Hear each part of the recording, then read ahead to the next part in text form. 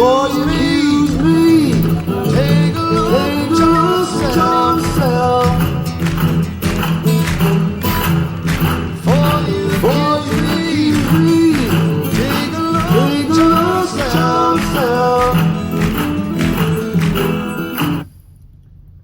Okay, so again, we're going to take a look at ourselves, right?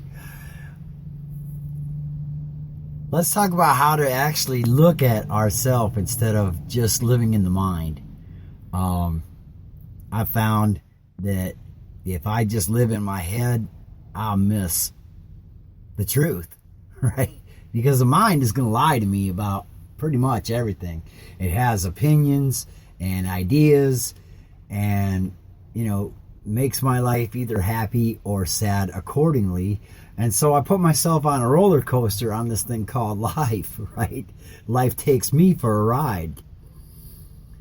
Which tells me I've got the the cart before the horse, right? So that's the mind training that A Course in Miracles offers, or a lot of the point.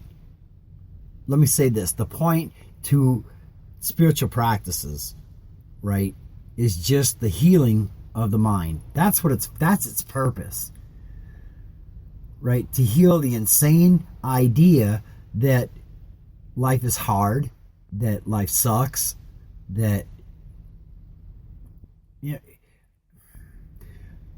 the point, the law of attraction, right, or karma, the law of cause and effect. It's all one law. It's just going by three different names, but it is the only one law I have to really understand and learn to live by, which is how I think about life, or you, or anything that shows up in life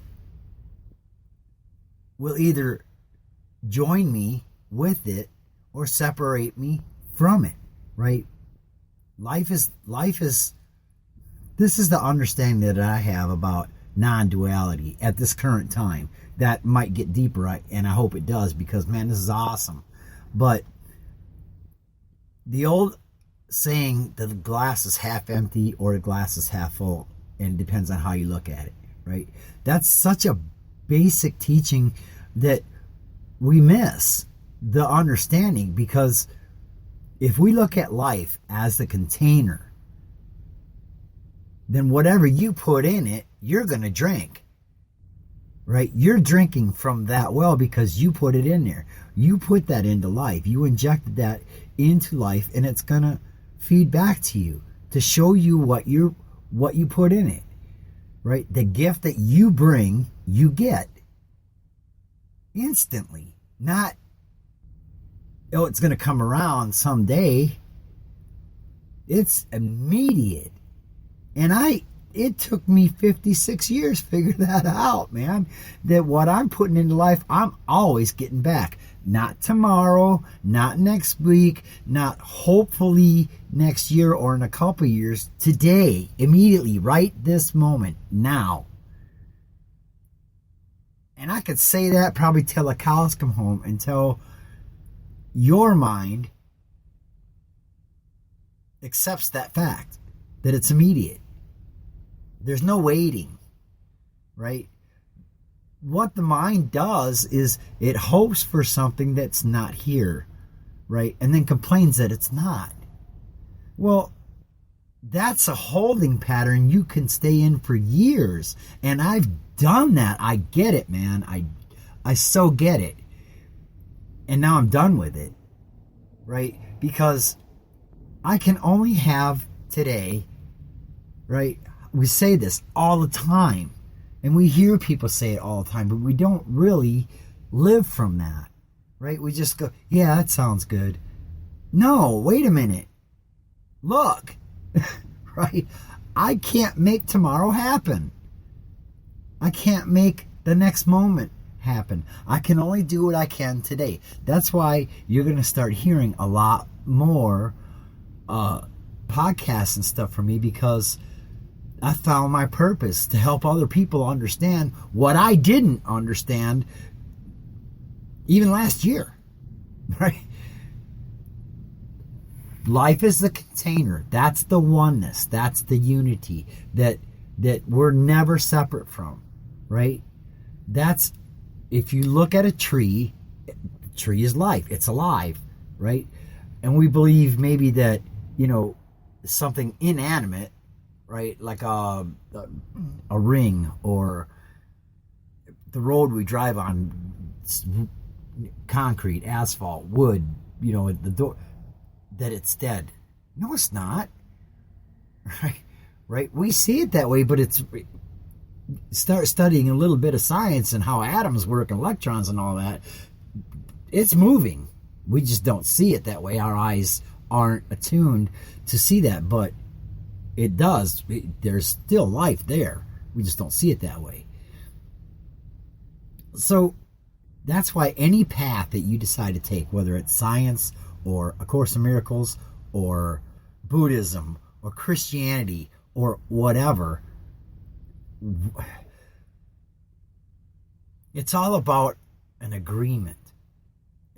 That's fundamentally, it's about either we agree with the mind or we agree with life. Now, once you understand to start agreeing with life, we'll stop having those murderous thoughts, right, about life sucks, or I don't like this person, or I don't like that person, because, oh, wait a minute, I'm speaking death to life. There's the conflict right there.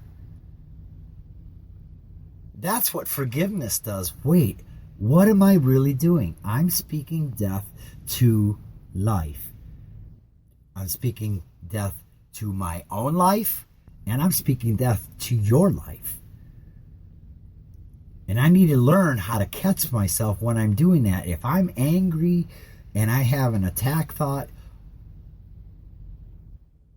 that's a death sentence, because it's an argument with life, right? So if we look at the glass as half full or the glass is half empty, well, okay, so that's the duality right there, because you can look at it from either point of view and you're still right, but does it matter what's in the glass? It's the life that's the container, and what we put into it, right? That's the juice that we're going to look through.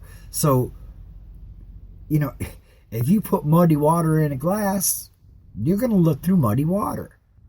So if you look at the glass as half empty, great, man, because you're seeing emptiness, that nothing has really anything in it, which is true, right? But there's also things in it, and what I put in it matters, because I'm going to drink from it. That's why I put it in the glass. That's why I'm putting things into life, because I'm going to drink from that immediately, right? I'm not going to sit back and look at it and go, gee, should I drink it or should I not? That's the separation, right? The distrust of life, of what's in the glass. And the choice is, what did I put in it? That's the law of karma. What did I put in the glass? Do I like it? No? Well, how did that work? I poured myself something, drank from it, decided I didn't like it. Let me try again. I'm going to put something in the glass. Crap, I don't like it. Let me try again. I want to put something in the glass. I don't like. How long does it take us to stop and really think about what we're putting in? Because what you put in, how often do we say what you put in, you get back? Right? What is the law of attraction? For people that study a law of attraction, what is it saying? What you think about happens. That's not about, oh, if I just think about money, I'll get money. No, that's not the point, right? It's showing us that what our attitude is about the glass and what we put in it is what we're going to drink from. The attitude. Love or hate, resistance, all that. And until we can break through some of our own ideas, right, and understand that to stop looking at the idea, right, and start using our attention to turn back on itself, right? Focused attention. Where does attention go? Always outward. So we have to teach ourselves, that's the part of the mind healing, to turn that attention back on itself. That's called going within. And I didn't get it. And hopefully the way I explain it will give you an aha moment. That's up to you. You'll get it when you get it, because it took me 56 years before I understood what the hell these people were talking about. But now that I get it, I'm like, oh, wow, life is so juicy, man. Whatever I put into life, my attitude about life, I'm going to get that back. Yeah, haven't you always? Let me think about it. Okay, and while you're thinking about it, how do you feel about what you're thinking about? Is there a pause? There's kind of a listening happening. Let me think about it, right? And you're accessing all your memories and all that stuff. You're going to bring that into your present moment, along with the attitude that you had about what's happened in your life, right? That's natural.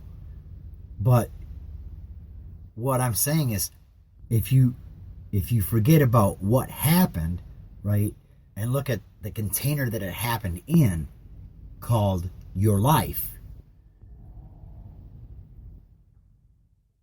not what happened, not what appeared to it, but the life that held it, which is yours, always has been since you were born, before you can remember. While you were still in your mommy's tummy, right, there was still life there, and it's yours. It's your gift. Call that a gift from God if you want to, right, or the universe, whatever. The name isn't important, just like the name that you call life isn't important, but what you call it is what it'll be. So it's really important to start paying attention to every thought, every belief, every idea, right? Because life doesn't have a concept about itself, and neither love doesn't have a concept about itself. It just is what it is. It's the mind, it's the creative power that puts into the container that's called life that makes it what it is for us. And I can just imagine, because I know how I used to think, well, yeah, I'm going to put in all kinds of ideas about how I want to have, better relationships and better, bigger houses and more. No, man, wait a minute. You're looking at the stuff, right? You're looking at what's in the glass. And I'm asking you to turn your attention to the glass that holds it all, called life. Not what appears in it. There's a whole different deal, man. And it's really, that's the mind training that we have to undertake. That's the whole goal, is to stop looking at how things appear, making a decision about it, right? Because things come and go all the time. That's what comes and goes. But your life has always been here, until it's just not anymore, and the body falls away and you're taught that you're not a body. Well, is that true? Yeah, that is true, right? But to deny that you're in a body is not what they're talking about, right? Without your life that you give to the body, it wouldn't work. That's what we call death. That's why we say, I'm not the body. I'm what gives life to the body. That's the truth. I'm not separate from the body. I'm not supposed to think of myself really separate from the body. That's a misunderstanding of teaching in Course in Miracles, that I'm not a body. But if you read it, it also says that a denial of the body is, I'm not sure exactly the quote, is a misuse of the teaching, basically. So, yeah, right? So, if I really look at who I really am, which everybody talks about, who I really am is life. And I seem to be contained within this body. That's my experience. That's true. But I'm not the body. It's not who I am. It's not what I am. It's how I'm experiencing myself as a body. So it's not that I'm not supposed to feel pain. It's not that I'm not supposed to have sadness. It's not that I'm supposed to, not defend the body because, well, I'm not that. That's not practical, right? If somebody comes up with a gun in my face or a knife to me or something, well, yeah, I'm going to defend my life, right? Because they're having an attack thought. Yeah, I'm not supposed to have a defense, but this is about mind healing, right? So if somebody comes at me with an unhealed mind, I'm going to do the minimum damage that I can, right? To spare their life and yet be able to keep my own. But if they're insistent, then, I need to do wherever I can to keep my life intact, as well as theirs, if possible.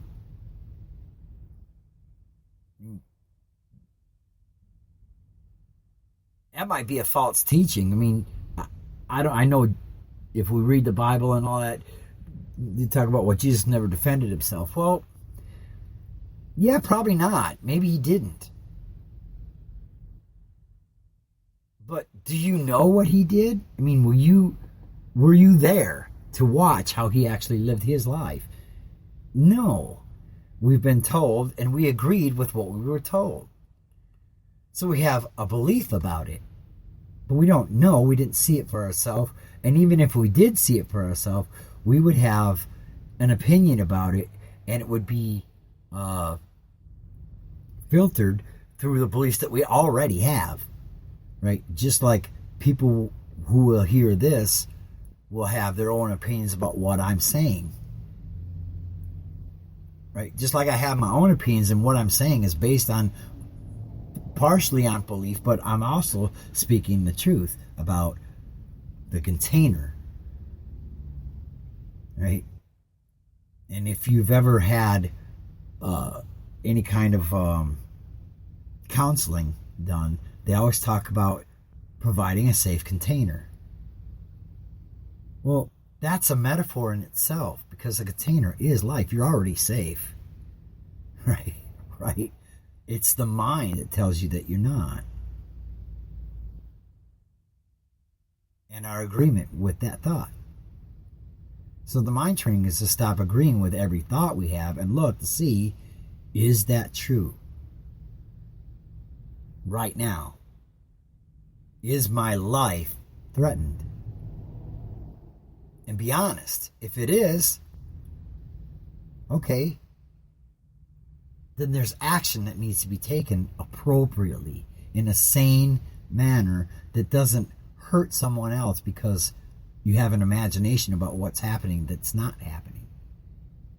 So unless somebody comes up to me with a gun in my face, I have no reason to hurt somebody. And even if they do have a gun in my face, right?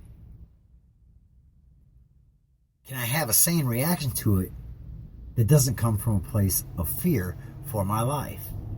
Because if he wants it, it must mean something to him to be able to get it.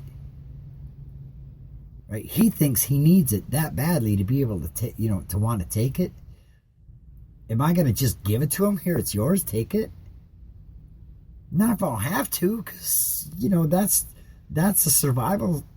I want to survive, but I want him to survive too.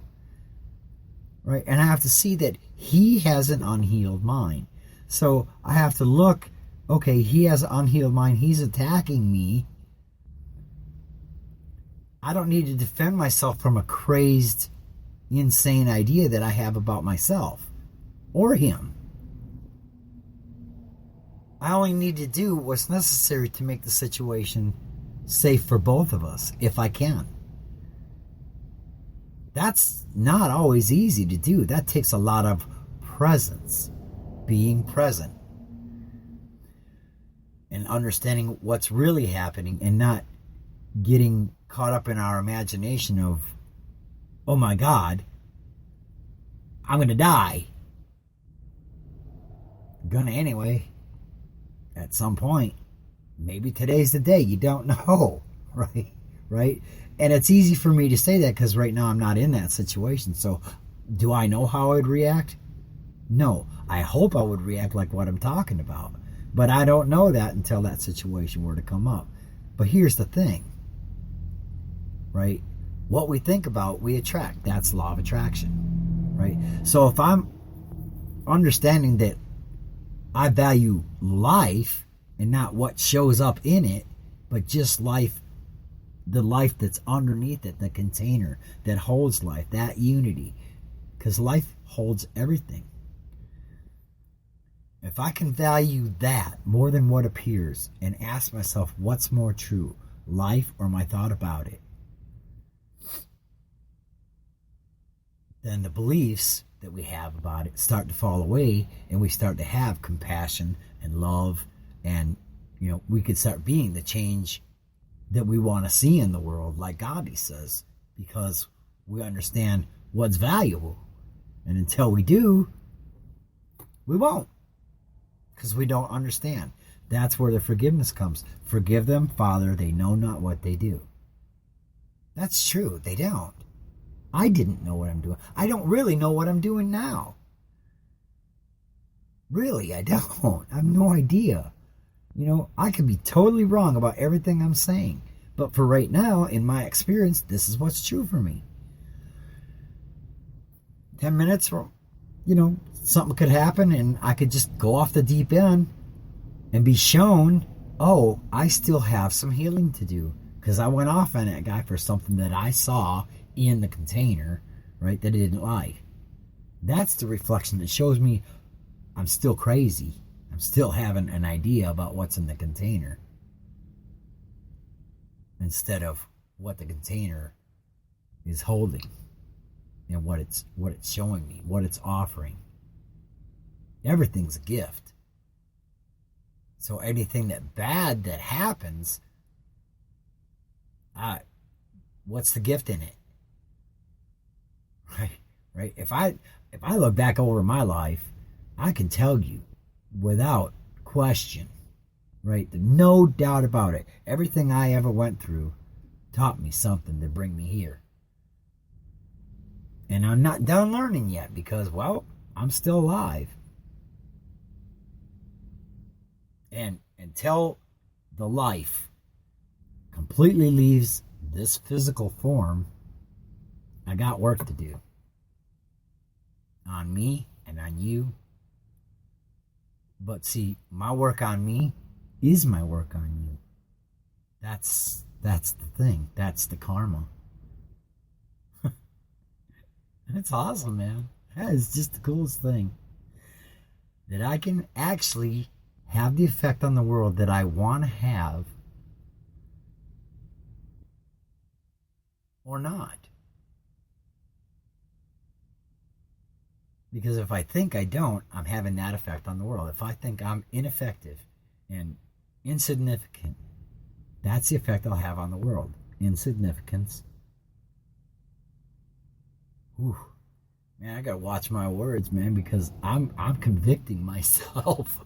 I'm starting to see, even as I talk, where some of the unhealing is in my mind, because I've believed that for a long time, and there's still tendencies of that, right? But the healing is already happened, right? For me, what I see is the healing is already done its work. Because I understand it. Now the mind just has to catch up, right? I understand that much.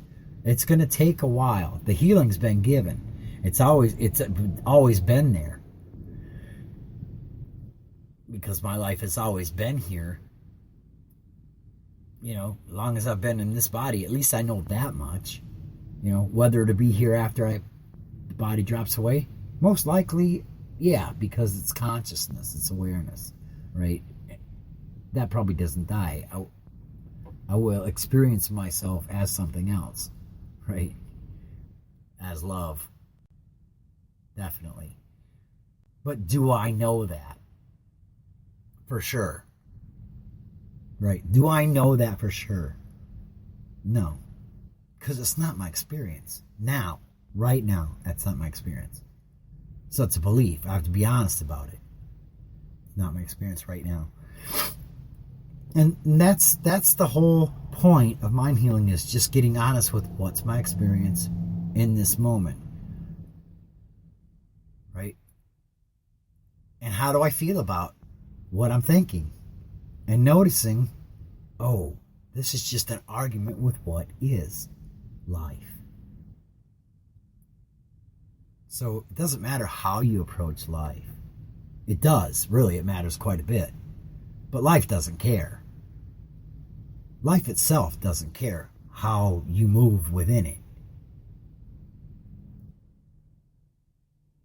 But if you don't, then, well, that's how your life will go. So the more you can agree with life that you don't care how life shows up, because life doesn't care. So why should you and I, really, if we're trying to get in alignment, if life doesn't care how things show up, but allows everything to be as it is in any form, man, how can I argue with that? Really, if I can really start to understand, geez, a tree has life and life doesn't care that it's a tree. I do. That's my thought. So I'm arguing that tree shouldn't look that way. Life doesn't care how that tree looks, or how that person looks, or how a spider looks, or a snake, or all these phobias that have, clownophobia and arachnophobia, and that's life. In all those things, there is life. So if we can see from life's point of view and start to look at our agreement or disagreement, and our resistance is serving its purpose. Because what we're resistant to will persist, right? That's another law. So that's teaching me where I'm out of alignment with what life is. What a gift. That's beautiful, man.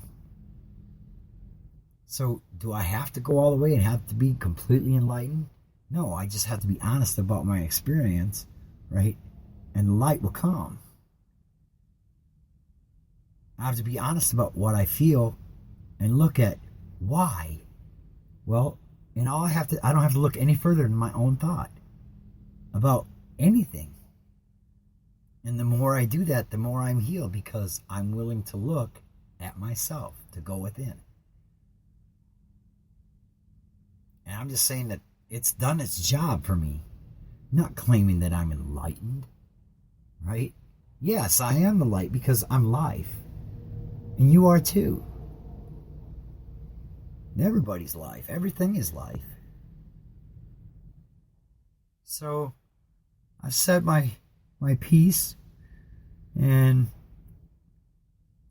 it just feels good to share that idea, but it's not about the idea, right? It's whether we accept that idea and let it in and let it live in us. That's the whole thing. So this has been another 15 minutes with Reverend Rick Willie. It sounds even funny, Reverend Rick Willie. I still get a kick out of that one. But we'll just, yeah. All right, so I'm going to cut off. Hopefully this has been helpful to you. It's been very helpful to me to share that.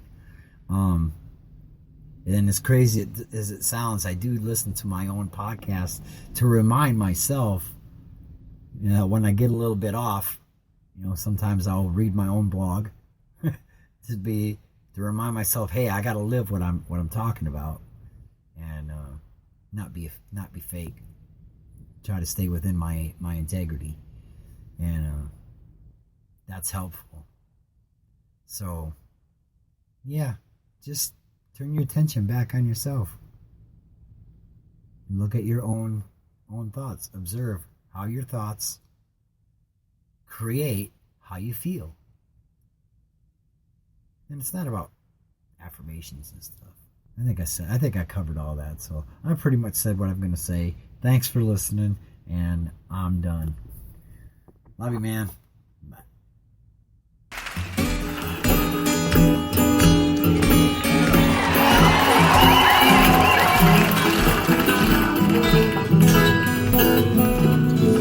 Before you leave me, take a look at yourself.